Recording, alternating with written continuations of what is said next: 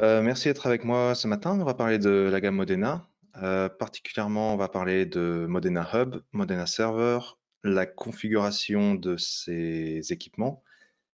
On va parler un petit peu de Wi-Fi sur la fin pour savoir un petit peu quels sont ce qu'il faut mettre en place d'un point de vue infrastructure pour que ça fonctionne bien. Et on verra également qu'est-ce qu'il faut comme matériel pour que ça fonctionne bien au niveau des équipements clients. Pour ceux qui ne me connaissent pas, je m'appelle Arnaud Barré, je suis Field Sales Engineer, donc ingénieur avant-vente pour Biome. Ça fait quelques années maintenant que je travaille ici. Si vous avez des questions, n'hésitez pas à m'envoyer un mail par la suite. Mon adresse email est ici. Les slides sont mises à disposition euh, au format PDF par la suite, en même temps que l'enregistrement. On va commencer tout de suite par le Modena Hub. Qu'est-ce que c'est le Modena Hub? C'est l'équipement qu'on voit ici au milieu, entouré en rouge. C'est un équipement qu'on va mettre dans la salle et qui va permettre notamment un affichage sans fil. Donc on voit qu'il est connecté en HDMI ici à une télévision. Il est également connecté au réseau de l'entreprise via un câble Ethernet. Ce même réseau est évidemment connecté au Wi-Fi de l'entreprise. Et les clients c'est-à-dire les clients, les PC portables ou les téléphones, tablettes qui sont utilisés par les participants dans la salle, peuvent, à travers ce Wi-Fi de l'entreprise, se connecter sur cet appareil et diffuser leur image sur la télé. Donc ça, c'est simple, on connaît un peu tout ça via les barcodes ou autres. Et c'est un petit peu le même principe, sauf que là, on n'a vraiment pas besoin de dongle. Il n'y a rien à brancher en USB, ça passe uniquement par le Wi-Fi. C'est compatible évidemment avec Windows, Mac, Android et iOS, mais c'est également compatible sans installer quoi que ce soit. Donc on a la possibilité, juste avec un navigateur Internet, de se connecter à la machine. Comme on peut le voir ici, le Huddle Hub dans le navigateur. On peut voir l'adresse IP ici 192.168.1.78. Comment est-ce qu'on connaît cette adresse IP? C'est simple, elle est affichée sur la télé de la salle de réunion. Donc il suffit de lancer un navigateur, lire l'adresse IP qui est sur l'écran de la télé, rentrer ça dans son navigateur et c'est parti. On peut présenter, on peut rejoindre la présentation, etc. Quand on installe les applications, on n'a pas besoin de faire cette étape, on n'a pas besoin de chercher l'adresse IP et de la taper manuellement. Les salles apparaissent directement dans l'application et on peut rejoindre celle qu'on veut. Mais si on ne veut pas installer des applications, c'est également très simple. Donc comme j'ai dit, Modena Hub permet à la fois permet de diffuser de faire une présentation sans fil en dupliquant son écran d'ordinateur sur l'écran de la salle. Ce que ça permet également, c'est de retransmettre ce signal vidéo sur des périphériques, euh, sur les périphériques d'autres participants qui souhaitent recevoir ce flux vidéo. Donc les participants qui ont une tablette ou un téléphone ou un PC et qui souhaiteraient recevoir le signal vidéo peuvent regarder l'image sur leur propre appareil. Ça peut être pratique dans plusieurs cas. On détaillera un petit peu plus par la suite, mais on peut penser par exemple quand on est trop loin de l'écran et qu'on n'arrive pas à lire, ou quand on est quand on a le dos tourné à l'écran, ça peut être aussi une bonne solution pour pas avoir un torticolis à la fin d'une réunion qui s'éternise. Bon, pour diverses raisons, on peut vouloir recevoir le flux vidéo sur son propre appareil, et on verra des cas précis où c'est très pratique vers la fin du webinaire. Avoir cette possibilité de recevoir le flux vidéo sur comme on voit ici, sur une tablette, sur un PC portable ou sur son téléphone, ça permet d'avoir plus d'engagement des participants, sachant que chaque participant avec son propre appareil peut devenir un présentateur également. Il faut savoir qu'on permet la présentation à plusieurs présentateurs, c'est-à-dire qu'on n'est pas limité à un présentateur qui partage son écran, enfin, qui duplique son écran sur la télé de la salle. On peut avoir jusqu'à 4 ou 6 participants qui partagent leur écran simultanément sur la même télé. Et ça permet un échange plus interactif et ça permet d'illustrer ses propos également plus facilement. Et comme je disais avant, ça augmente simplement aussi le confort de ceux qui ont une mauvaise vision ou qui tournent le dos à l'écran ou qui ne sont pas dans une bonne position pour lire l'écran pendant la totalité de la réunion. Ce que permet Modena également, et qui n'est pas forcément possible sur beaucoup de solutions aujourd'hui, c'est de récupérer l'accès au périphérique USB de la salle. Alors, qu'est-ce que ça permet? Ça permet de se connecter, de récupérer, on va dire, l'accès à la webcam de la salle, ou au micro, ou aux barres de son, ou aux amplificateurs, aux enceintes, peu importe, en plus de diffuser son signal sans fil. Donc ça va permettre de réaliser des vidéoconférences juste en étant connecté en Wi-Fi au Modena Hub. On pourra récupérer du coup facilement la webcam et avoir son image quand on est en vidéoconférence, et également utiliser les micros et les enceintes de la salle, en plus de l'écran. Donc ça, c'est relativement pratique. Et ces trois usages font que Modena Hub est une très bonne solution pour les environnements de réunion.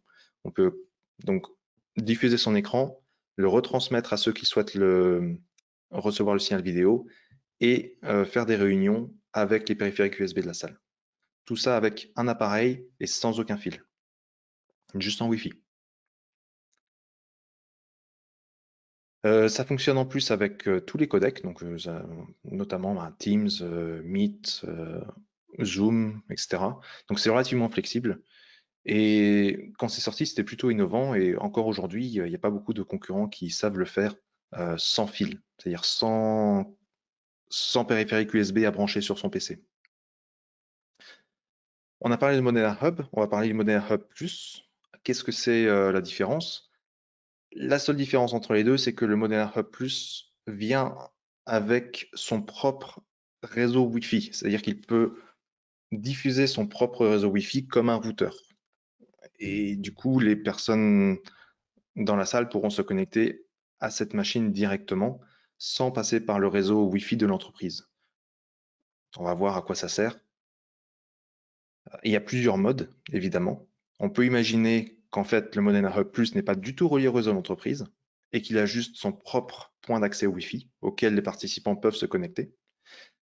Alors pourquoi est-ce qu'on ferait ça? Parce que c'est très rapide à configurer, évidemment, parce qu'il n'y a pas de câble à ramener dans la salle. C'est très sécurisant parce qu'évidemment, il n'y a aucun lien avec l'infrastructure réseau de l'entreprise et on fonctionne en toute autonomie. Par contre, il y a des limitations à ça. On va, pardon, il y a une petite faute de frappe. On va pouvoir faire des présentations sans fil uniquement, c'est-à-dire qu'on ne pourra pas accéder à Internet parce que cet équipement ne sera pas relié au réseau de l'entreprise et n'aura pas du coup accès à Internet. Donc les participants qui présentent sur l'écran devront présenter une présentation locale. L'autre mode qui est possible, qui est décrit ici, c'est de fonctionner comme en Modena Hub. Donc le Modena Hub avec le câble bleu ici est connecté au réseau de l'entreprise. Ce réseau d'entreprise, évidemment, est connecté à Internet et il est également connecté à tous les points d'accès Wi-Fi qui sont disponibles dans l'entreprise et les participants s'y connectent. Et ça, c'est le mode de fonctionnement de Modena Hub. Ça demande une configuration un peu plus poussée, évidemment, pour permettre l'accès aux invités sans compromettre la sécurité du réseau de l'entreprise. Mais l'avantage, c'est que ça utilise le réseau d'entreprise, ce qui fait qu'on peut avoir accès au Modena Hub depuis n'importe quel point de l'entreprise, bien souvent. Et ça donne, les équipes IT peuvent configurer le réseau de façon à ce qu'il soit quand même sécurisé. Ça n'empêche pas d'avoir la sécurité.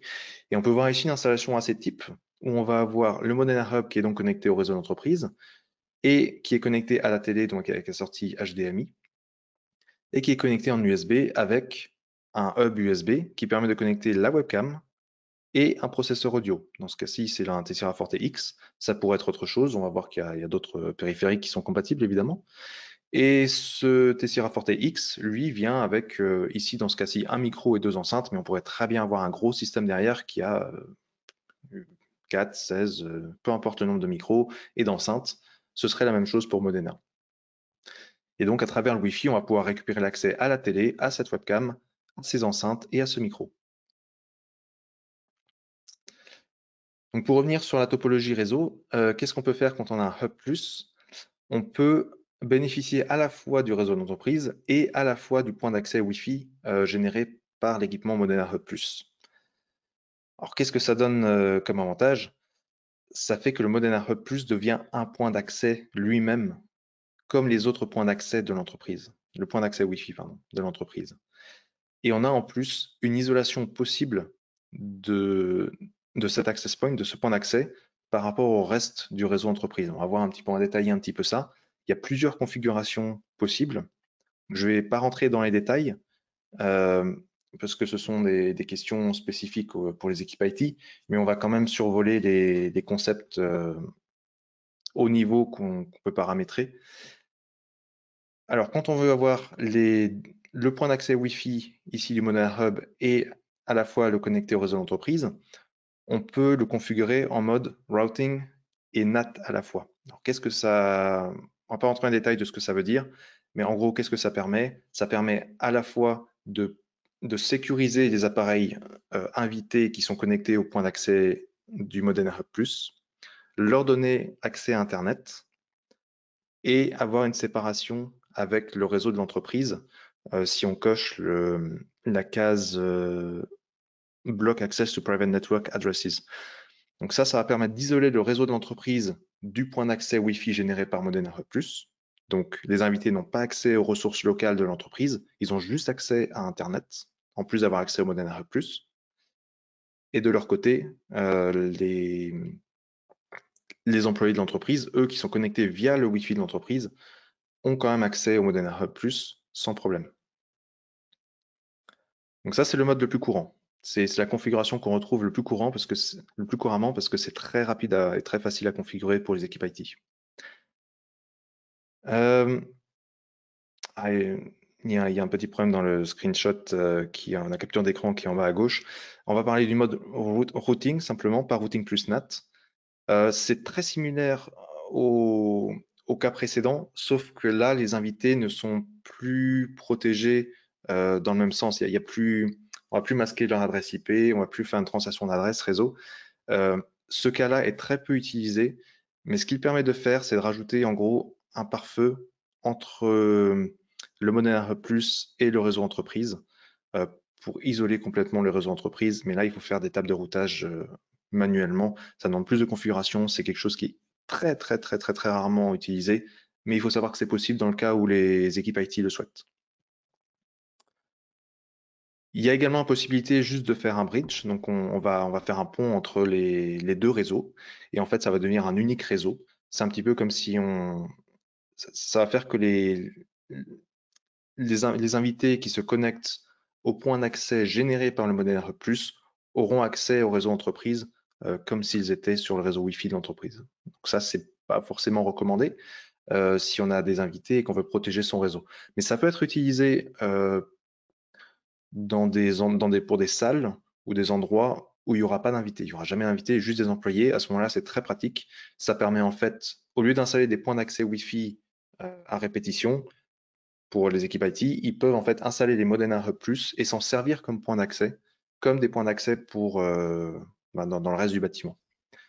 Du coup, ça permet d'avoir un signal relativement fort, un signal Wi-Fi relativement fort dans la pièce, sans avoir en plus à installer un autre point d'accès Wi-Fi. Dans ce cas-ci, on ne peut pas séparer les deux réseaux, donc il y a évidemment des problèmes de sécurité si c'est pas protégé. Et on peut également séparer complètement les deux points, les deux réseaux, donc le réseau entreprise et le réseau Wi-Fi généré par le Modena Hub+. Et à ce moment-là, les invités qui se connectent au Modena Hub+ en Wi-Fi directement n'ont pas accès à Internet parce qu'ils n'ont pas du tout accès au réseau entreprise qui donne accès à Internet. La sécurité est optimale, mais encore une fois, parfois on va faire des présentations sans fil et avoir accès à Internet. Donc c'est très rapide à configurer, mais pas forcément et c'est très sécurisant, mais c'est pas forcément le déploiement courant qu'on voit. Euh, je regarde les questions. Existe-t-il une liste de périphériques compatibles? Oui, on va y venir. On y vient après.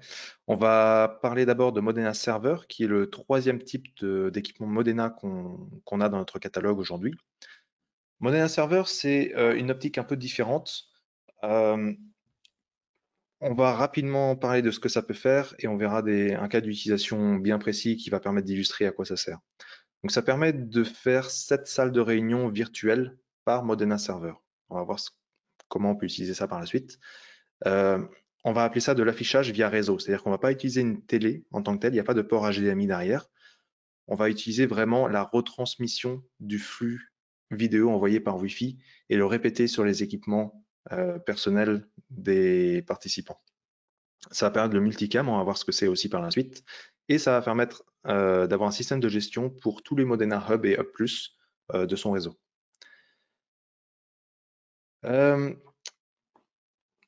Donc Modena Server, ça permet, comme c'est marqué ici, une collaboration efficace en équipe, même dans des espaces non ou peu équipés. Alors qu'est-ce qu'on entend par ça? On entend des espaces comme une cafétéria ou une salle d'attente, peu importe. Des endroits qui ne sont pas prévus pour euh, faire des réunions ou avoir un espace de collaboration comme on l'entend au sens courant. C'est-à-dire que généralement, quand on veut collaborer, on va dans un espace où il y a un grand affichage, quelqu'un duplique son affichage sur cette grande télé ou vidéoprojecteur, tous les participants regardent cet écran et tout le monde discute de la même chose.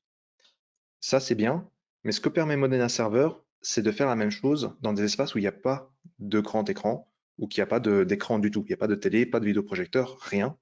Chacun amène son appareil, donc ça peut être une tablette, PC portable, peu importe. Chacun va se connecter en Wi-Fi à une salle virtuelle. Ça peut être la salle numéro 1, numéro 2, on peut la nommer comme on veut. Et quand tout le monde est connecté à cette salle virtuelle, dès que quelqu'un présente, donc dès que quelqu'un veut dupliquer son affichage, tous les autres participants connectés à cette salle virtuelle vont recevoir cet affichage, ce flux vidéo sur leurs écrans. Et du coup, sans avoir un écran commun dans la salle, tous les participants pourront quand même voir l'écran de celui qui présente sur leurs propres appareils. Donc c'est ça le concept de Modena Server, c'est d'avoir 7 salles virtuelles comme ça pour avoir potentiellement 7 groupes de personnes qui travaillent en collaboration simultanément, sans avoir un écran dans la salle. Et ça permet de créer très rapidement et à très bas coût des espaces de collaboration qui n'étaient pas possibles avant parce qu'on ne pouvait pas installer une télé, on ne pouvait pas installer quoi que ce soit dans ces espaces. Donc ça, c'est assez innovant et c'est un usage qui se répand beaucoup. Donc faut y penser quand on planifie les bureaux, la façon dont on va utiliser les espaces dans les entreprises. Euh, Alors, les applications, rien de plus simple. Elles sont gratuites. Il suffit de les télécharger et les installer pour Windows ou sur les tablettes Android ou iOS. Ce qu'il faut savoir également, c'est que quand on entend équipement personnel, c'est-à-dire quand quelqu'un envoie son signal vidéo via Wi-Fi sur le Monena Server peut le renvoyer sur des tablettes, sur des téléphones, sur des smartphones, pardon, sur des PC portables, mais également en fait sur des télés. On n'a pas besoin d'un flux HDMI qui sort comme d'un Monena Hub ou A+, vers la télé pour que la télé reçoive le signal. On peut très bien avoir une télé qui tourne sur Android et comme une tablette ou comme un téléphone, va installer l'application Modena et va pouvoir recevoir le flux envoyé par le présentateur. Comme une tablette, comme un PC portable, cette télé pourra, via le réseau, recevoir le signal vidéo. Donc ça, c'est relativement puissant parce qu'au lieu d'avoir un Modena Hub ou Hub Plus par salle, on peut très bien avoir une télé dans chaque salle. On peut avoir 7 salles avec une télé par salle. Et chaque télé est connectée à une salle virtuelle différente. Et dès qu'un présentateur se connecte à une des 7 salles et duplique son affichage, cette télé, vu qu'elle est connectée à la salle virtuelle sur le Modena Server, commencera à recevoir le signal vidéo. Donc ça permet un déploiement très facile, à très très bas coût par salle, quand on ne veut pas forcément faire de vidéoconférence avec cet équipement et qu'on veut juste faire de la présentation sans fil. Le multicam, qu'est-ce que c'est? Quand on a plusieurs participants qui sont connectés dans une même salle sur un serveur, ils peuvent très bien choisir d'envoyer le flux de leur webcam. Et ce que va faire Modena Server, c'est qu'il va générer, comme on voit en bas à droite ici, un flux vidéo avec les webcams des participants. On peut avoir jusqu'à 4 participants qui envoient leur flux vidéo. Et ce flux vidéo sera disponible quand on fait un appel avec Teams, avec Google Meet, avec Zoom, peu importe, on pourra choisir d'envoyer ce flux vidéo ou pas euh, pour que les participants distants nous voient tous en même temps. Donc ça, c'est relativement pratique aussi. Ça permet de ne pas avoir une caméra dédiée dans la salle. Ça, c'est encore quelque chose qui n'existe pas forcément non plus couramment sur le marché. L'autre chose que Modena Server apporte, c'est la possibilité de gérer les autres appareils Modena sur le réseau. Donc on peut voir ici un Modena Server qui va gérer 4 Modena Hub, qui va permettre de voir si tout va bien, s'ils sont connectés, quelle version du firmware ils ont, quel est le type d'appareil. On va pouvoir les redémarrer à distance, on va pouvoir faire des mises à jour, voir que tout va bien. On voit ici à droite, on peut voir l'usage du CPU, on peut voir quel usage de la RAM il y a à un instant donné, etc., etc. Donc ça, c'est un petit peu un outil, et c'est accessible donc sur une page web, donc très facile encore pour les équipes IT de se connecter là-dessus et de faire la maintenance facilement à distance. Alors on va voir rapidement comment on configure ça. Euh, c'est pas, on va pas faire on va pas rentrer dans les détails aujourd'hui. On va pas faire une formation en tant que telle, mais on va quand même survoler beaucoup de concepts. Alors, il faut savoir d'abord que si vous avez des doutes, il y a énormément d'informations sur le site support.biam.com, notamment si vous allez sur le slash Modena par la suite. Mais une simple recherche Google, bien souvent, si vous tapez Modena, Biamp et ce que vous cherchez dans Google, va vous ramener sur ce site support.biamp.com sur le bon article. Donc, il ne faut pas hésiter à faire une recherche Google, mais également, vous pouvez venir sur notre site et il y a une barre de recherche, comme montré sur la capture d'écran ici, qui permet de facilement trouver les informations que vous êtes en train de chercher. Sinon, vous pouvez également appeler notre support, évidemment, directement et ils se feront un plaisir de vous répondre. Alors, comment est-ce qu'on se connecte à un Modena Hub? Donc, quand le Modena Hub est connecté à la télé, le Modena Hub connaît son adresse IP et via le câble HDMI, il envoie une image à la télé et sur cette image, en haut à gauche, on voit l'adresse IP de l'appareil. Donc, c'est très facile de se connecter via son navigateur. Il suffit de lancer son navigateur, taper les chiffres qui sont là, 192.168, 1.210, et c'est gagné. Vu que c'est un Modena Hub Plus, il a également son propre SSID, son propre réseau Wi-Fi, et on voit en dessous ce que c'est, donc l'adresse 10.3.2.1, avec donc, sur le SSID Modena Hub, donc il faut se connecter en Wi-Fi à ce réseau. Le mot de passe, par défaut, c'est Modena Hub, mais il peut être changé évidemment. Si vous souhaitez accéder à un Modena Server, il faudra demander l'adresse IP à l'administrateur réseau, qui lui pourra le voir sur le switch sur lequel l'appareil est connecté. Mais par défaut, vu qu'il n'y a pas de sortie HDMI, ce ne sera pas possible de trouver l'adresse IP comme ça. Donc ça, c'est pour juste se connecter aux appareils. Une fois qu'on est connecté, on peut soit faire une présentation, soit accéder à la page de configuration de l'appareil. Donc quand on se connecte à la page d'administration, voilà un petit peu ce qu'on voit sur la capture d'écran à droite. Alors pour commencer, on recommande de vérifier que la version du logiciel, enfin du firmware du micro-logiciel installé correspond bien à la dernière version disponible. Donc il y a une page dédiée à ça, il y a une page update qui permet de faire donc cette page-ci, qui permet soit de faire une recherche automatique sur le bouton gauche, soit de télécharger manuellement le dernier firmware et l'installer via le bouton de droite. On peut choisir, comme on voit ici en dessous, d'installer automatiquement les mises à jour lorsque l'appareil démarre. C'est-à-dire qu'à chaque fois qu'il va redémarrer, il va aller voir sur notre site s'il y a une nouvelle mise à jour firmware. Et si c'est le cas, il va la télécharger et l'installer. Et il va redémarrer. Donc ça, c'est quelque chose qu'on peut activer ou pas.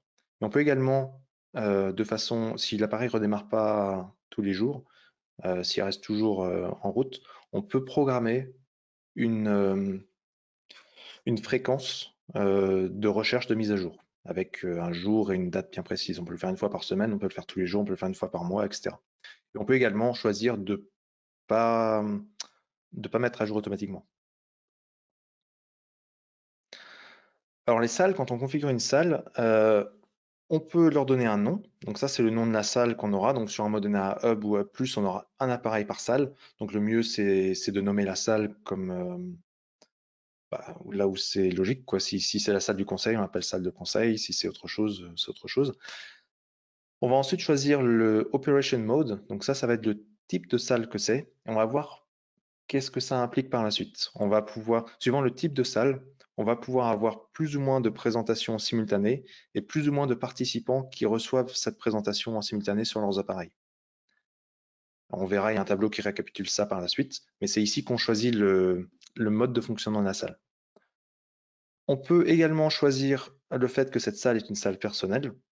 Qu'est-ce que ça veut dire? Ça veut dire que pour commencer une présentation, il faudra connaître un mot de passe qui ne sera pas montré sur la télé. Il sera un mot de passe unique qui sera connu de la personne à qui cette salle est attribuée. C'est une option. Encore une fois, on peut l'activer ou pas. On peut choisir de protéger des présentations par un mot de passe euh, ou pas. Euh, voilà un tableau qui récapitule les différents modes pour les différents appareils. Alors les Modena Hub et Hub+, on va dire les lignes sont identiques à quelque chose près, donc on va détailler après. Et le Modena Server est un petit peu à part lui parce qu'il gère plusieurs salles. On va le détailler par la suite. Donc pour les Modena Hub et Hub+, donc ceux qui ont une sortie HDMI et pour lesquels il faut un appareil par salle, on a trois modes de fonctionnement. On a les salles petites ou moyennes, on a les salles relativement spacieuses déjà, et un mode auditorium. Alors qu'est-ce qu'on entend par ça? Pour les salles petites à moyennes, chaque présentation envoyée, chaque signal, on va dire, envoyé au Modena Hub, qui sera diffusé sur la télé ou qui sera retransmis aux participants qui souhaitent recevoir ce flux vidéo sur leurs appareils, sera de qualité 1080p, donc Full HD, à 30 images par seconde. On pourra avoir 12 personnes connectées maximum sur le Modena Hub ou Hub+. On pourra avoir 6 présentations simultanées. Quand la télé envoie un flux en 1080p, pardon, le Modena Hub envoie un flux à la télé en 1080p, ou jusqu'à 2 présentations simultanées quand le flux envoyé à la télé est en 4K. Alors, généralement, il y a une seule présentation, mais on peut très bien avoir une deuxième personne qui souhaite parler qui souhaite poser une question, illustrer son propos, par exemple, et qui présente en simultané. C'est extrêmement rare d'avoir plus de 2 présentations, il faut le savoir. Mais c'est possible. Si on souhaite, on peut avoir jusqu'à 6 présentations dans ce mode-ci. Alors, qu'est-ce qui se passe quand on sélectionne le deuxième mode d'opération de fonctionnement de Modena Hub ou Hub+? On a toujours la même qualité de présentation envoyée.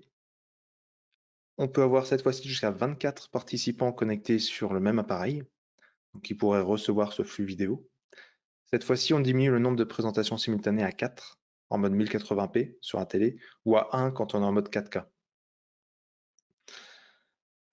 Il faut savoir que quand on a une webcam et qu'on souhaite faire une vidéoconférence en utilisant la webcam de la salle, on aura un flux 720p 30 images par seconde qui est reçu sur l'ordinateur pour envoyer aux participants distants. Ensuite, on a un mode auditorium. Ce mode auditorium est très spécifique. On peut avoir jusqu'à 150 participants qui vont recevoir le flux diffusé par le Modena Hub. Et on verra un cas d'utilisation à la fin de ce webinaire où c'est très pratique. Donc on détaillera ça plutôt sur la fin. Et en ce qui concerne le Modena Server, on peut avoir donc 7 salles simultanées qui auront toutes la possibilité d'avoir jusqu'à 12 participants en même temps pour chaque salle. Et la présentation sera de qualité 1080p, 30 images par seconde, et 720p, 30 images par seconde pour la webcam. Donc, comme on disait, le Modena Server est fait pour souvent des espaces de collaboration où il n'y a pas de télé, ou alors il y a une télé qui est connectée via le réseau à cette salle virtuelle. Et 12 participants, ça permet déjà de larges groupes de collaboration. Et en ce sens, Modena Server permet des économies d'échelle quand on a beaucoup de salles, beaucoup d'espaces qu'on souhaite, où on souhaite permettre une collaboration avec une bonne qualité, à faible coût et avec une facilité d'utilisation incomparable. Alors, il y a des astérisques en bas. Les astérisques correspondent au fait que le Modena Hub Plus, quand on est connecté, euh, quand on veut utiliser son point d'accès, donc généré par les antennes de l'équipement, on ne peut utiliser la salle que en small medium, c'est-à-dire jusqu'à 12 participants. Au-delà, le point d'accès généré par le Modena Hub Plus n'est pas suffisamment puissant et il faut passer sur le réseau d'entreprise. Il faut le savoir avant d'acheter ce matériel. Et donc pour les salles large et auditorium, il fonctionne exactement comme son confrère, le Modena Hub. Aucune différence entre les deux. Et on verra donc plus de détails pour le mode auditorium par la suite. Donc les différents niveaux de protection de la salle. Comme je disais, on peut ne pas protéger l'accès à la présentation. C'est possible quand on est dans un environnement qui est sécurisé, qu'il n'y a pas d'informations confidentielles. On peut également sécuriser par un mot de passe. Donc tout le monde, il y a deux modes. Le premier mode, c'est que tout le monde peut démarrer une session et ensuite les participants qui souhaitent rejoindre cette session doivent lire le code qui s'affiche sur la télé. On peut aussi masquer ce code sur la télé et à ce moment-là, il faut demander au présentateur quel est le code. Et on peut également avoir un mot de passe du premier participant qui est un code d'accès requis pour démarrer la réunion et il n'est visible que sur l'écran de la salle. L'USB, alors on nous demande souvent comment ça fonctionne l'USB via le Wi-Fi. Quand on va connecter des appareils en USB au Modena, Modena Hub, Modena Hub Plus, on va avoir une page ici dans le panneau de configuration où on va voir quelle webcam, parce qu'on peut avoir plusieurs webcams, ou plusieurs micros ou plusieurs amplis, enfin enceintes qui sont connectés en USB. On va venir choisir ici quel flux sera envoyé au présentateur. Donc si on a deux caméras, par exemple, il faudra choisir ici laquelle sera utilisée quand on est en mode conférence avec le Modena Hub. On peut pas switcher entre les deux pendant une présentation. Il faut choisir avant la présentation quelle webcam est utilisée. Et pareil pour les micros, les enceintes. Donc ici, on pourrait très bien voir une webcam Logitech ou Adligo. On pourrait avoir un micro Jabra ou Devio et des enceintes, pareil, des Sierra si on veut, peu importe. Donc c'est ici qu'on vient choisir quels périphériques seront utilisés quand il y a plus d'un périphérique qui est branché sur le Modena. Euh, on demandait, c'est Pierre-Emmanuel qui demandait quels sont les périphériques compatibles. Donc évidemment, les Modena sont compatibles avec nos propres Devio SCR 20 et 25, les nouveaux Devio SCX 400-800, les Tessira Forte comme on les connaît ici au format 1U, ou les nouveaux Tessira Forte X comme on voit ici à droite. Mais c'est également compatible avec d'autres appareils, que ce soit Logitech, que ce soit Aver, peu importe. On a une liste complète sur notre site. Donc si vous cherchez en anglais sans doute USB devices compatible Modena, vous allez tomber sur l'article qui détaille la liste des appareils testés par mes collègues et approuvés. Maintenant, on n'est pas non plus à l'abri il y a une petite astérisque en bas, on n'est jamais à l'abri d'une mise à jour firmware par les produits tiers, donc de Logitech ou peu importe, qui viendraient nuire à la compatibilité avec Modena. Donc on ne peut pas s'assurer que ça va fonctionner. Tout ce qu'on peut assurer, c'est que ça fonctionne très bien avec nos équipements et qu'on a testé les équipements qui sont présents sur le site et qu'ils fonctionnaient avec une version précise du firmware. On ne peut pas tester toutes les versions du firmware, mais on peut s'assurer déjà que ça marche avec une certaine version des firmware. Donc le type de caméra, donc on va parler un petit peu des caméras USB et des entrées-sorties audio. On supporte les périphériques USB 2 et USB 3.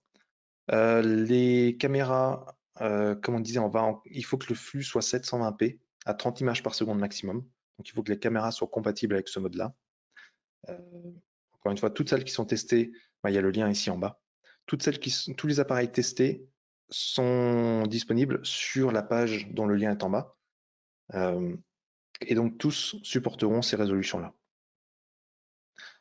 Comme j'ai dit avant, on accepte plusieurs connexions d'appareils, mais une seule caméra et un seul micro et une seule sortie audio seront disponibles sans fil. On est compatible avec beaucoup de plateformes UC, c'est United Communications, je ne sais pas comment ça se traduit en français, mais les codecs, on va dire, les codecs logiciels. Donc Zoom, les plus courants sont Zoom, Teams et Google Meet, mais il y en a d'autres. On les liste aussi sur le site. Quasiment tous sont supportés. Alors comment est-ce qu'on utilise alors pourquoi est-ce qu'on a besoin de pilotes USB?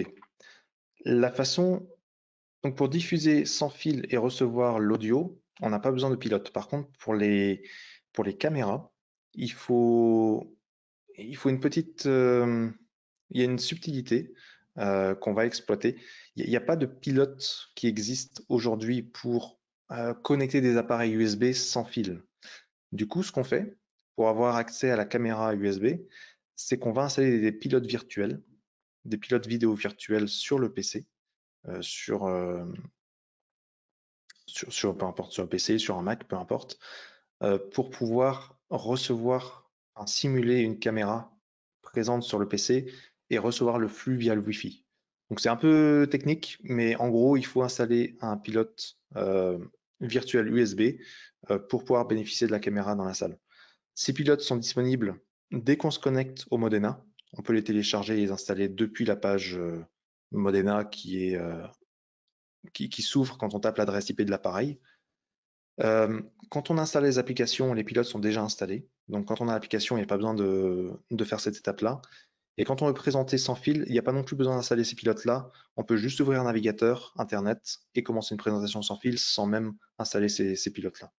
Donc il faut pas non plus penser qu'on a besoin des pilotes. On peut très bien utiliser le Modena Hub ou Hub Plus sans aucun pilote.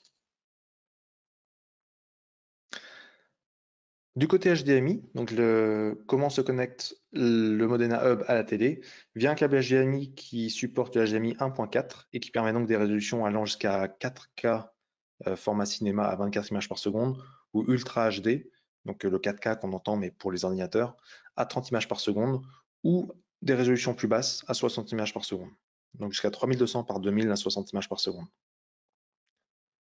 On peut choisir il y a un mode automatique ou manuel pour détecter la résolution de l'écran. Donc, si on est connecté à une télé Full HD, la résolution sera 1080p à 60 Hz automatiquement. Si c'est une télé 4K, on va sans doute passer en mode donc 16 neuvième 3840 par 2160 à 30 images par seconde automatiquement. Si ça ne nous convient pas, on peut très bien venir dans le panneau de configuration de l'appareil et forcer une autre résolution et un autre taux de rafraîchissement. On a des taux de rafraîchissement même à 144 images par seconde sur des résolutions plus basses, si c'est ce qu'on souhaite. Il faut juste savoir que c'est possible. On peut également paramétrer le temps d'attente avant que le port HDMI se mette en mode veille et que la télé puisse détecter qu'il n'y a plus de signal HDMI et qu'elle se mette, elle, en mode veille sur la même page. J'aurais juste les... Comment éteindre? Une question qui est tombée par Philippe. Comment éteindre correctement le hub? Euh, on le débranche. Il y a un bouton, sinon en façade, mais on peut juste l'arrêter comme ça. La configuration n'est pas perdue. Mais il y a un bouton en façade sinon. On peut également choisir de désactiver ce bouton, que le bouton ne fasse rien. Donc, je lis ça comme ça. On peut également redémarrer les appareils via il y a un bouton reboot par exemple ici en bas à gauche sur la capture d'écran. On peut le faire de façon logicielle. Alors la configuration réseau, il y a une page network qui est dédiée ici à la configuration réseau. On peut donc configurer sur le Modena Hub la partie réseau câblé et sur le Hub Plus la partie réseau câblé et la partie sans fil, donc générée par l'appareil Modena Hub Plus.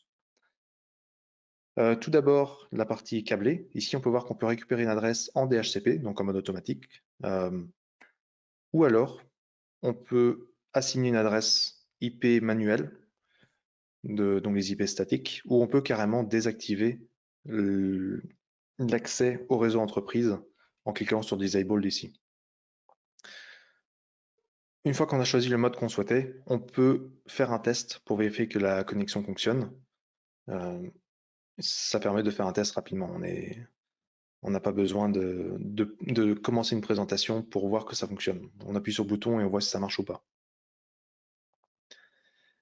On peut également choisir d'utiliser, donc il y a le protocole 802.1x qui est un protocole de sécurité pour s'authentifier auprès des switches et vérifier que l'équipement est bien autorisé sur le réseau. Donc c'est des sécurités qui sont relativement populaires et très demandées par les équipes IT aujourd'hui. Ça évite qu'un équipement non autorisé puisse avoir accès au réseau d'entreprise.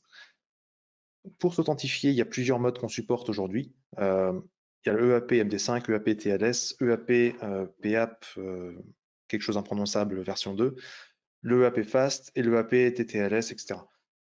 Donc tout ça, ça se configure dans la même page. On va pouvoir mettre les certificats sur l'appareil à travers les boutons qui sont en bas, ou rentrer les identifiants et les mots de passe dans les espaces dédiés ici. Tout ça pour dire qu'on supporte ce protocole et que si c'est quelque chose qui est indispensable, il faut savoir qu'on le supporte. Donc c'est pas, il faut juste penser à ça dans les réunions avec les équipes IT. C'est supporté. Les équipes IT demandent généralement également quel port réseau ouvrir pour que le Modena fonctionne. On a toute une liste qui est disponible également sur notre site internet, support.bian.com. Mais j'ai mis un extrait ici. On a le numéro de port à gauche, le type de protocole en deuxième colonne, à quoi ça sert en troisième colonne, dans quel sens le trafic est dirigé dans la quatrième, et est-ce que c'est indispensable ou pas dans la cinquième colonne. On peut voir que des choses sont indispensables et d'autres pas du tout. Par exemple, on peut voir le NTP trafic, c'est pas indispensable. Ça sert juste à ce que le Modena Server trouve l'heure et la date de façon automatique en se connectant un serveur NTP. On peut très bien ne pas ouvrir le port 123, ça va très bien marcher quand même. Par contre, on aura besoin du port 80, du port 443, etc. pour que l'appareil fonctionne. Donc ça, on peut juste envoyer ça aux équipes IT et elles sauront quoi faire. Donc ça, c'est pour le trafic réseau sur le réseau d'entreprise. Maintenant, il y a aussi du trafic réseau qui doit avoir pour avoir accès à Internet. Et on peut voir ici que c'est complètement optionnel, mais il y a des fonctionnalités qui ne fonctionneront pas si les ports ne sont pas ouverts. Donc notamment, avant de commencer une présentation, on peut avoir sur l'écran de la télé la météo, des choses comme ça, qui sont affichées. Et évidemment, pour avoir les données météo, il faut que l'appareil ait accès à Internet. Donc, les ports à ouvrir sont listés ici. Si on ne le fait pas, on ne pourra pas avoir ce widget qui fonctionne correctement. Si on le fait, ça fonctionnera très bien. Mais encore une fois, c'est complètement optionnel. On a parlé beaucoup des équipements en tant que tels, et on a vu qu'ils se connectent tous à travers le Wi-Fi. Donc, on va survoler quelques notions de Wi-Fi pour comprendre un petit peu les enjeux côté infrastructure. Qu'est-ce qu'il faut faire pour que ça marche bien? Il faut savoir que le Wi-Fi revient de loin, hein. C'est un protocole qui date maintenant, qui a été énormément amélioré au fil des ans et qui a su s'adapter aux nouveaux besoins. Donc les limites du Wi-Fi au point de départ, c'est que c'était en mode half duplex, c'est-à-dire en mode talkie-walkie. On pouvait soit parler, soit écouter. C'est-à-dire qu'on pouvait soit envoyer des informations, soit en recevoir, mais pas les deux en même temps. Donc est venu, on va voir sur la slide d'après quand est-ce que c'est arrivé, mais les nouvelles versions de Wi-Fi ont peu à peu supporté plusieurs modes. Le mode MIMO, qui lui permettait d'avoir un mode talkie-walkie en mode écoute sur une antenne des points d'accès et un mode parler sur une autre antenne. Donc si on avait deux antennes sur un point d'accès, on pouvait à la fois écouter et recevoir, c'est-à-dire à la fois envoyer et recevoir des paquets. On n'était plus en mode talkie-walkie. Et on en est venu après avec le MU MIMO, qui lui permet d'avoir ce fonctionnement sur plusieurs appareils en simultané, en fonction du nombre d'antennes disponibles sur le point d'accès. Donc on voit ici les différentes évolutions Wi-Fi 1, 2, 3, 4, 5, 6, donc première colonne. Les années tout à droite, donc en 1999, 2003, 2009, 2014, 2019. Donc la dernière norme est relativement récente. On peut voir on va dire les vrais noms techniques. Au lieu de Wi-Fi 1, on parle plutôt de 802.11b, ensuite 11A, 11G, 11N, AC et enfin AX, qui sont les noms, on va dire, plus techniques que les noms commerciaux Wi-Fi 1, 2, 3, 4, 5, 6. On voit les bandes de fréquences sur lesquelles ils opèrent. On voit que les derniers Wi-Fi fonctionnent principalement sur la bande 5 GHz pour bénéficier d'une meilleure vitesse, et carrément la bande 6 GHz pour la dernière version de Wi-Fi. On est passé de 11 mégabits par seconde en 1999 à 10 gigabits par seconde aujourd'hui. Donc on a multiplié par 1000 la vitesse de Wi-Fi en 20 ans. Donc c'est relativement important. Et on a un peu tendance à l'oublier, mais le Wi-Fi, c'était pas pareil il y a même 10 ans. On était très loin. On était aux alentours de 54 mégabits par seconde maximum, théorique. Il faut savoir qu'en pratique, les vitesses qui sont listées ici sont les vitesses théoriques maximales. En pratique, on est plutôt à la moitié ou au tiers de cette vitesse maximale. Parce que dès qu'on s'éloigne de quelques mètres, on perd énormément de signal et on perd énormément de bande passante. En plus, cette bande passante est partagée parmi tous les appareils connectés au même point d'accès. Donc il faut prendre ça en compte également quand on dimensionne son infrastructure réseau. Et il faut aussi noter, il y a une petite astérisque pour le Wi-Fi 6. Le Wi-Fi 6 permet des débits faramineux, mais il a été réellement introduit en 2019 et c'est encore trop tôt pour voir une adoption massive dans les bureaux. Il n'y a pas eu beaucoup. La dernière norme réellement en date, c'était celle de 2014. Il y a eu un gros investissement pour équiper les bureaux, souvent avec des points d'accès qui supportent le Wi-Fi 5. Et il n'y a pas eu encore un renouvellement pour équiper les bureaux en Wi-Fi 6. Il faut prendre ça en compte quand on va installer Modena Hub. Alors, comment ça marche? Il y a plusieurs façons pour les points d'accès de gérer le trafic quand il y a plusieurs appareils connectés à un même point d'accès. Alors, il y a le Airtime Fairness, qu'on appelle ça. C'est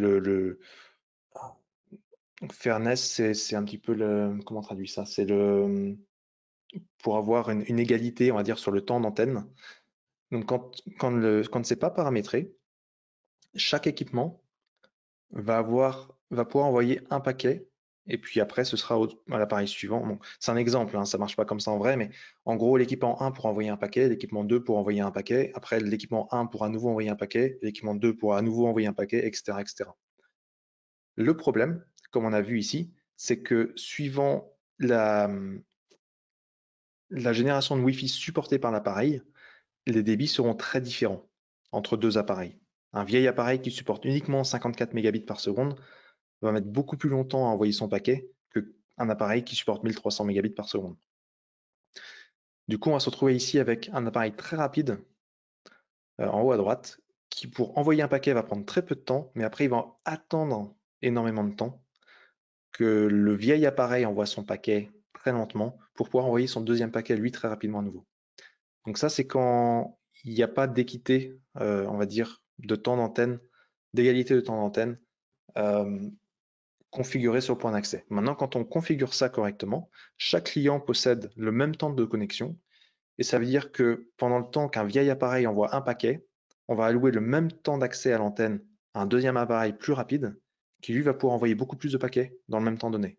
Donc ça ne va pas ralentir autant le trafic. Au contraire, ça va permettre d'envoyer plus de données dans on va dire par seconde ou dans une mesure de temps donné que si c'est pas configuré correctement.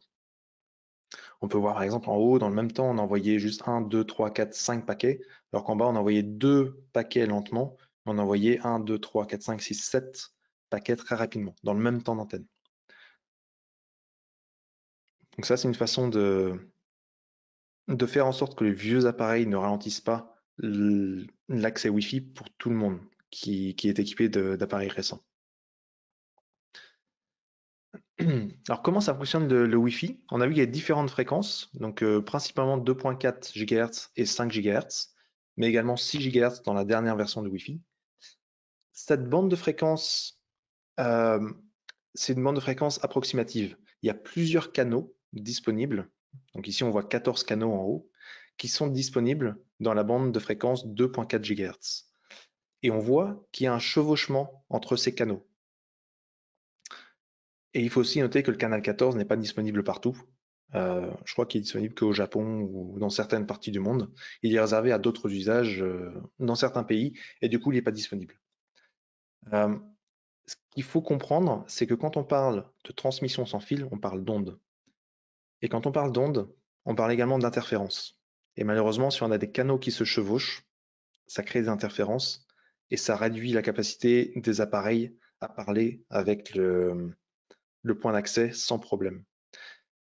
Donc quand on pense à une diffusion sans fil vidéo, ce qu'il faut faire, c'est essayer d'avoir le moins d'interférences possible et avoir la force de signal la plus forte possible pour avoir le meilleur débit possible. Donc sur la bande de fréquence 2.4 GHz, on a réellement 3 canaux distincts, c'est-à-dire sans interférence, sans chevauchement de fréquence, qu'on peut utiliser.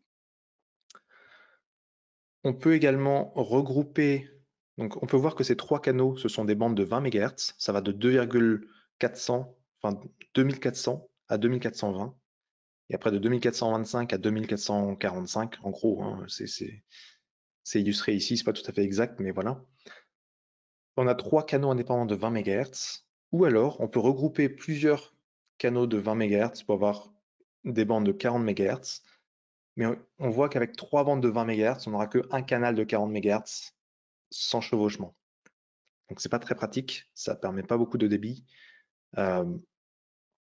En 5 GHz, alors il y a beaucoup de canaux disponibles, mais il faut savoir que sur tous ces canaux disponibles, ceux qu'on peut utiliser en Europe sont juste à gauche. Aux US, on peut ajouter ceux de droite, en vert. Ceux qui sont en bleu, on ne recommande pas de les utiliser même quand on peut, parce que ce sont des bandes de fréquences qui sont également réservées à d'autres applications telles que les radars, et qu'il y a des lois qui empêchent d'utiliser ces fréquences quand les radars sont en fonctionnement. Donc dès qu'on est à proximité d'un aéroport ou de stations justement de réception en satellite, on ne pourra pas utiliser ces bandes de fréquences, on pourra pas compter dessus, et on est même obligé de les éteindre quand les radars fonctionnent à proximité. Donc c'est vraiment pas recommandé. Donc, ce qu'il faut retenir d'ici de ce schéma, c'est que dans la bande 5 GHz, on peut avoir non pas 3 canaux, 3 bandes de fréquence sans chevauchement comme à 2.4 GHz, mais on peut en avoir 4, donc la bande 36, 40, 44, 48, sans chevauchement à 5 GHz. Et on peut regrouper ces 4 bandes de fréquence de 20 MHz en 2 bandes de fréquence 40 MHz ou en une bande de fréquence 80 MHz. On va voir par la suite qu'est-ce que ça veut dire en termes de débit et qu'est-ce qu'on peut espérer de ces connexions-là. Quand on mesure l'intensité du signal, quand on a un appareil pour mesurer l'intensité du signal Wi-Fi, ça se mesure en dBm. Plus, donc ce sont des valeurs négatives, 0 étant la valeur maximale. Plus la valeur est basse, plus il y a de pertes. Donc c'est-à-dire souvent plus on est loin du point d'accès.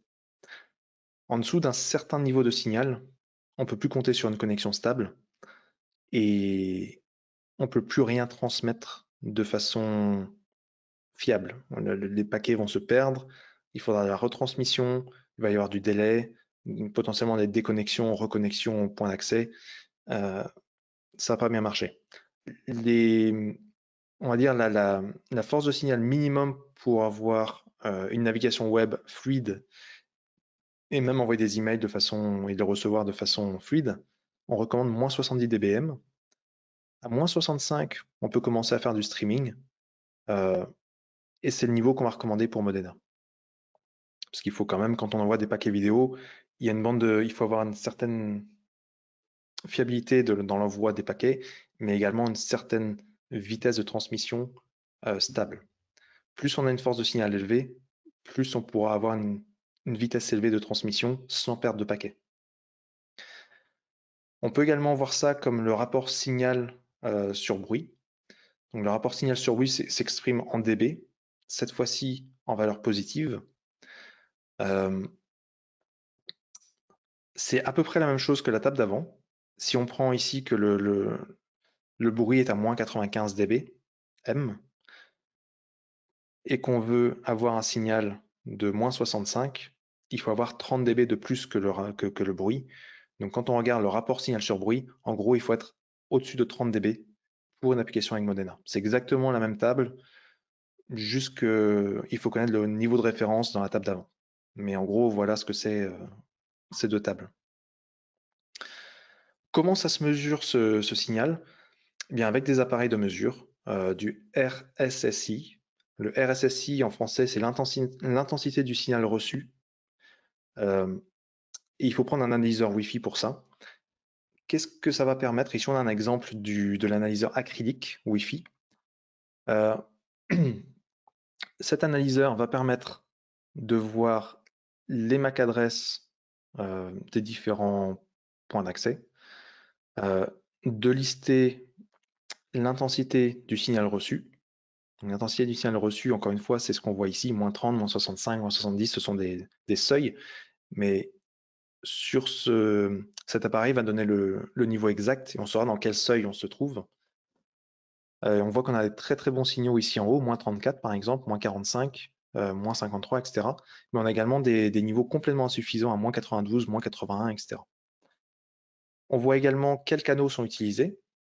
Donc si vous vous souvenez des 14 canaux qui se chevauchaient, on voit ici par exemple le premier point d'accès qui utilise le canal 6, le deuxième qui regroupe deux canaux, donc qui a mutualisé cette bande de fréquence en 5 GHz sur deux canaux pour avoir une bande de fréquence de 80 MHz. On voit la vitesse maximale qu'on pourrait atteindre sur ce point d'accès. Et on voit également des sécurités réseau. On peut voir également la force du signal au fil du temps, parce qu'il faut savoir que s'il y a des interférences, on pourrait très bien avoir une force de signal, une réception qui se détériore, et on voit que certaines sont relativement constantes, comme la violette en haut, qui a une force de signal très très bonne. Aux alentours, ici, on voit de moins 34 dB, et qui est relativement constante. Et on peut voir d'autres qui sont un petit peu plus en dents de scie, comme la marron ici, plutôt en bas. Ça permet de voir si le signal sera toujours aussi bon ou s'il se détériore au fil du temps, pour une raison ou une autre. Et on peut également voir en bas quel canal choisir, c'est-à-dire on va voir la force du signal par canal. Et on voit qu'il y a une meilleure réception sur les bandes de fréquence 36 et 40, sur le canal 36 et 40, que sur le canal 44-48 par exemple. Donc ça, c'est aux équipes IT de le faire, hein. C'est à eux de faire ça pour savoir s'il faut rajouter un point d'accès pour certains canaux sur certaines bandes de fréquences. Et on va voir après comment ils peuvent mutualiser les canaux pour avoir une meilleure vitesse maximale. Alors, il y a un acronyme dans le MCS qui représente l'acronyme Modulation Coding System. Donc, c'est un code de modulation, c'est un schéma de code de modulation en fonction du rapport signal sur bruit. Donc, on a vu, je remets la slide ici, qu'en fonction du SNR, on a une connexion qui est plutôt bonne, très bonne ou carrément excellente. Donc, à partir de 30, on peut commencer à faire du streaming sans problème. Et à partir de 40, on est vraiment très très bien. Ici, on peut revoir les mêmes valeurs de 31 jusqu'à 40 en abscisse. Et on peut voir en ordonnée la bande de fréquence. Donc, si on a un canal de 20 MHz ici qui fonctionne sur sur cette version du Wi-Fi ici 802.11b ou AG ou N ou AC, on peut voir le MCS, l'indice MCS qui va être donné dans cette table. Donc ça va de 3 pour les vieilles versions de Wi-Fi avec un canal de 20 MHz jusqu'à 9 avec la technologie Wi-Fi 5 sur des canaux mutualisés. Quand on regarde cette valeur MCS ici, en ordonnée, par exemple un MCS de 9, donc ça voudrait dire qu'on est par exemple sur une technologie de Wi-Fi 5 avec un canal de 40 MHz, avec au moins 34 dB de rapport signal sur bruit. Si on se réfère à cette deuxième table, on peut voir qu'on pourra atteindre sur une bande de 40 MHz entre 180 et 200 mégabits par seconde. Si on a plus de canaux et qu'on a un canal de 80 MHz, on pourra atteindre entre 390 et 433 mégabits par seconde. Donc c'est comme ça que les équipes IT pourront déterminer si la bande passante est suffisante pour avoir X participants qui vont recevoir un flux de X mégabits par seconde. Encore une fois, c'est bon à savoir, c'est pas indispensable de le comprendre, c'est juste bon de savoir que ça existe, quelles sont les limitations du Wi-Fi et qu'est-ce qu'il faut mettre en place surtout pour que ça marche. Donc, je ne vais pas m'éterniser là-dessus, mais s'il y a des questions, n'hésitez pas à les poser à notre équipe support. On sera un plaisir d'y répondre. Mais ce n'est pas indispensable aujourd'hui. Je voulais juste mentionner que ça existe, comment ça marche plus ou moins, avec une vue de haut, quoi, sans rentrer dans les détails. On peut juste voir ici que on peut obtenir au maximum, avec des canaux de 160 MHz, 866 mégabits par seconde par antenne. Et en envoi et réception simultanée. Ça veut dire que si on a 4 antennes, on peut obtenir 4 fois ce débit maximum, qui sera réparti parmi tous les participants connectés à ce point d'accès. Combien de bandes passantes on a besoin pour utiliser Modena? On va compter en moyenne une bande passante de 4 mégabits par participant, mais avec des pics de 15 mégabits par seconde. Alors pourquoi est-ce qu'on a des pics? Simplement parce que la compression vidéo est dynamique et que quand on a beaucoup de changements dans l'image, des changements, on va dire quand on a des changements de scène, un changement de slide par exemple, des slides qui n'ont rien à voir, encore que pour les slides par exemple, il y a énormément de blanc et finalement il y a très peu de texte qui change en proportion du nombre de pixels sur la slide. Mais quand on a une vidéo par exemple avec énormément de pixels et un changement de plan très soudain, on a besoin de beaucoup plus de débit pour encoder la vidéo et ne pas perdre de qualité vidéo. Du coup, pendant ces très brefs instants, il va y avoir un pic de bande passante et il faut avoir prévu assez de bandes passantes pour que ces pics ne résultent pas en un nombre de paquets perdus trop important. Donc quand on prévoit d'avoir 12 participants pour une vidéo, enfin pour une présentation, il faut prévoir 12 fois 15 mégabits par seconde. Donc ça nous donne 180 mégabits par seconde. Et si on se réfère au tableau d'avant, on peut l'avoir avec un canal de 40 MHz en MCS 9. Ça suffira.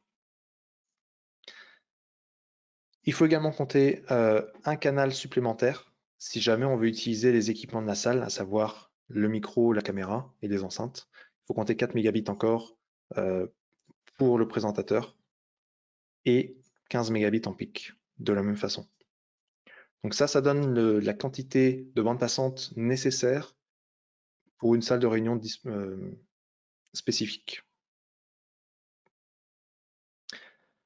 Alors, il faut savoir que pour mesurer les performances de la plateforme Modena, on a également implémenté un outil qui s'appelle le ePerf 3, qui peut être activé dans les options. Et si vous avez déjà fait un speed test sur Internet, comment ça fonctionne, un speed test sur Internet? Vous allez sur une page, cette page vous met en relation avec un serveur à côté de chez vous, et ce serveur vous envoie des données très rapidement, et il mesure à quelle vitesse vous pouvez les recevoir, et après il vous demande d'envoyer ces mêmes données au serveur pour mesurer à quelle vitesse vous les envoyez vous de votre côté. Et du coup, il a la vitesse en envoi, en réception, et il peut mesurer également le délai qu'il faut pour envoyer et recevoir un paquet entre le serveur et votre PC. De la même façon, quand on veut faire un speed test, mais sur son réseau local, il faut un serveur et un client. Et c'est exactement ça que le Modena Hub ou serveur, peu importe, permet, c'est d'avoir un ePerf 3 serveur qui tourne. Et après, avec un client, on peut venir faire un test de débit entre le Modena serveur et son client. Et ça permet de voir quelle bande passante on peut espérer pour faire le streaming entre le Modena serveur, ou Modena Hub, ou Hub+, et les clients connectés. Donc ça, c'est relativement pratique. On peut voir ici un exemple où la bande passante, on va dire, va de 228 en haut. Ça varie un petit peu, comme on voit, il y a un 214 en minimum, et ça monte jusqu'à 240. mais on pourra sûrement compter sur plus de 200 mégabits par seconde sur ce point d'accès. Donc ça permet de voir qu'on pourra avoir justement 12 clients facilement connectés sur ce Modena sans aucun problème. Il n'y aura aucun problème pour gérer les pics de débit à 15 mégabits par seconde, et ça permet de s'assurer justement qu'il n'y aura pas de problème pendant les présentations ou les conférences. C'est relativement pratique. C'est à faire une fois quand on met en place l'appareil pour s'assurer qu'il n'y aura pas de problème, mais après on peut le désactiver. Alors, quel type d'appareil est-ce qu'on recommande pour faire les présentations ou recevoir une rediffusion du signal envoyé à la télé? Sur Mac et Windows, on recommande des Core i5 de 6e génération avec 4 corps minimum, ou des Core i7 de 7e génération. Il faut penser que ces recommandations sont pour des PC portables basse consommation. Quand on a des PC portables qui ne sont pas autant basse consommation, donc pas des processeurs prévus pour une grande autonomie, ou qu'on a des processeurs de bureau, ça fonctionne bien mieux que ça. On peut avoir des processeurs plus vieux. J'ai fait le test sur un processeur qui a 8 ans, un processeur de bureau, un Core i7 de 4e génération, et ça fonctionne très bien. Mais voilà les recommandations minimum pour être sûr que ça fonctionne. Et ces générations-là, elles ont toutes déjà 4 ans à peu près. Donc en environnement d'entreprise, bien souvent le renouvellement des PC portables se fait plus fréquemment que tous les 4 ans, donc il n'y a généralement pas de problème. Sur Android, donc sur iPhone, sur Android, sur les téléphones ou les tablettes Android, on va supporter Android 8.0 minimum, et il faudra une accélération matérielle disponible, qui est disponible sur quasiment tous les appareils aujourd'hui. Côté Apple, on va supporter l'iPhone 8 ou plus récent, les iPads de 5e génération ou plus récents, et les iPad Pro de seconde génération ou plus récents. Et encore une fois, il y a une liste d'exigences disponibles sur notre site à l'adresse qui est inscrite en bas. Il faut également penser que ce soit dans Mac ou dans Windows, parfois il y a des problèmes qui surviennent parce que le système d'exploitation, que ce soit Mac ou Windows, ne donne pas accès à la caméra ou au micro. Et il faut penser que, par exemple, ici, c'est un screenshot de Mac, qu'il faut donner l'accès à ces équipements à des applications spécifiques. Et ici, on voit que Modena, la deuxième application, a accès, par exemple, à l'enregistrement de l'écran pour pouvoir dupliquer l'écran et envoyer ce signal au Modena Hub. De la même façon, sur Windows, il faut si on veut utiliser une webcam ou un micro, il faut leur donner accès à certaines applications. Il faut juste penser que ça existe. Donc quand ça ne marche pas, juste penser à vérifier ça, si ça a été mal configuré ou qu'il y a une politique d'entreprise qui bloque ça. Alors pour terminer, on va voir quelques exemples d'installations type. J'avais promis qu'on parlerait des auditoriums.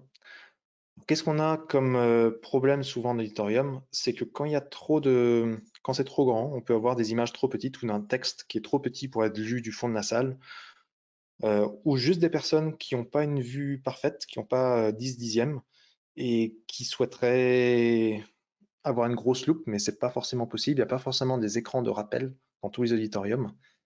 Ce que permet Modena Hub ou Modena Hub Plus, c'est d'encoder ce signal qui est transmis au vidéoprojecteur ou à l'écran de la salle et de le rediffuser sur les écrans de jusqu'à 150 participants dans la salle. Comment est-ce qu'on fait ça? Voilà un schéma qui permet de le faire. Alors, on va voir de façon logique le PC du présentateur en haut. Ce PC sera connecté sans doute avec un flux HDMI sortant au réseau de distribution qui sera envoyé au vidéoprojecteur pour afficher ça sur l'écran de la salle. D'accord? Donc ça, c'est l'image que les gens vont voir sur l'écran. S'ils ne peuvent pas voir cette image pour une des raisons évoquées précédemment, on va pouvoir, avec un convertisseur HDMI vers USB, récupérer cette image au format USB, connecter sur le port USB du Modena Hub, afin que le Modena Hub reçoive donc ce signal vidéo et le retransmette en Wi-Fi à tous les équipements connectés. C'est-à-dire que chaque participant, depuis son téléphone, tablette, PC portable, dans la salle, connecté au Wi-Fi, aura accès à ce flux vidéo qui vient d'un convertisseur HDMI USB récupérant le flux HDMI du PC. Voilà comment ça fonctionne. Et évidemment, ce flux HDMI contient souvent de l'audio aussi. La vidéo est envoyée au vidéoprojecteur, l'audio est envoyé sur un ampli. Voilà comment ça marche dans un auditorium.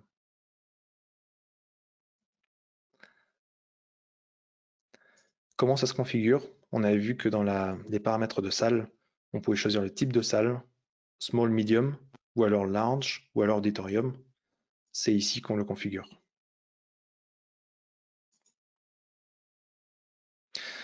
Un autre exemple type, c'est une salle de réunion, mais on peut très bien avoir deux salles de réunion aussi. On a souvent des espaces divisibles, donc avec une cloison amovible, et les gens veulent pouvoir utiliser ces espaces. Par exemple, ici on a deux espaces, on a deux salles, et ils veulent pouvoir utiliser la salle salle de gauche, salle de droite de façon indépendante, ou enlever la cloison et utiliser ça comme une salle commune, où on aura tous les micros, tous les enceintes mutualisés et un affichage sans fil dupliqué sur les deux écrans.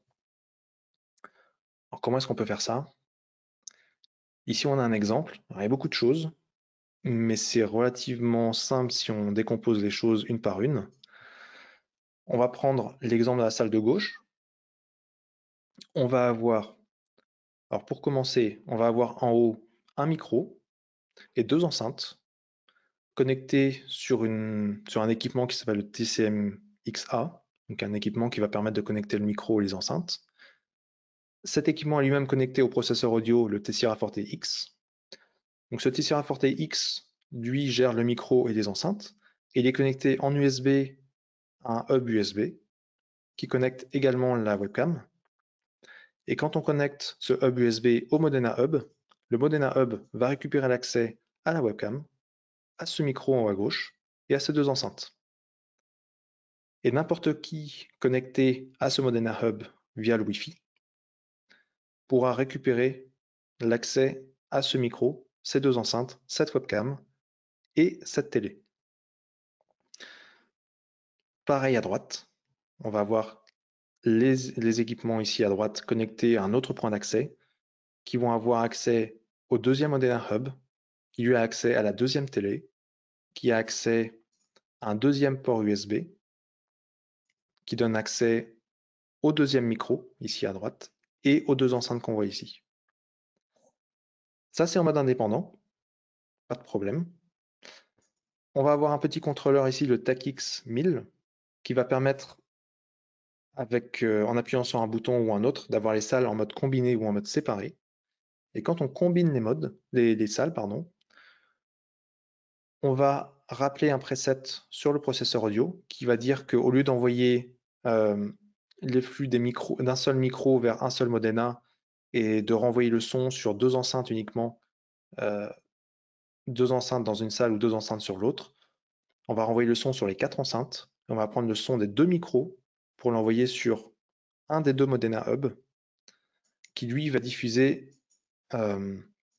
l'image sur le premier écran. On aura un splitter HDMI qui lui va diffuser cette image, répliquer cette image sur le deuxième écran. Donc voilà comment on peut faire de façon relativement simple, avec très peu d'équipement, de l'affichage sans fil et de la visioconférence sans aucun fil, le tout en Wi-Fi, avec des salles combinables à très faible coût. En plus, on peut voir que quasiment tous les câbles sont des câbles réseau pour connecter les micros, les enceintes, le processeur audio, la boîte qui va dans le plafond pour connecter les micros, les enceintes. Le contrôle de la salle est également en réseau. Il y a des câbles HDMI pour connecter le processeur audio ou un deuxième point d'accès USB ici. Pour connecter les caméras, c'est en USB également. Le hub USB est évidemment connecté en USB au Modena.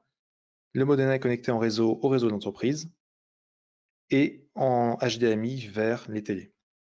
Donc, très peu de câbles non réseau, enfin, on va dire non standard. Il n'y a pas de câble d'enceinte, pas de câble micro, rien. C'est relativement facile et flexible d'installation. Euh, Encore une fois, si vous avez des questions sur cette installation ou sur d'autres aspects de la présentation, n'hésitez pas. On arrive à la fin de ce webinaire.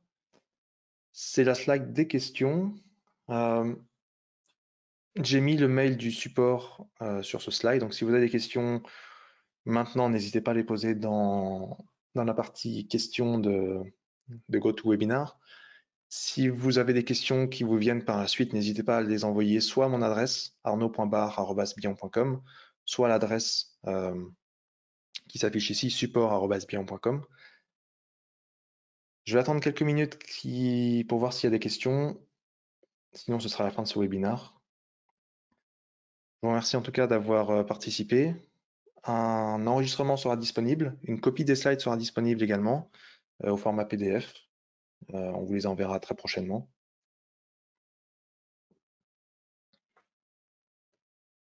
Alors, je vais regarder des questions. J'ai déjà répondu à ces deux-là. Il n'y a pas d'autres questions.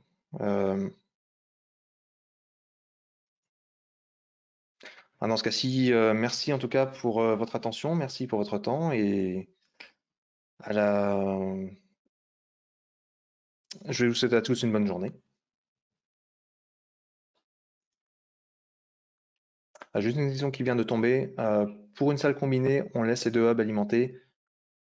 Pas forcément. On peut très bien arrêter le deuxième hub, il n'y a pas de problème. Bien souvent, on les garde allumés, comme ça, quand on termine la présentation, le deuxième hub devient disponible immédiatement, il n'y a pas de problème. Voilà, c'est la fin de ce webinaire. Merci à tous et à la prochaine fois.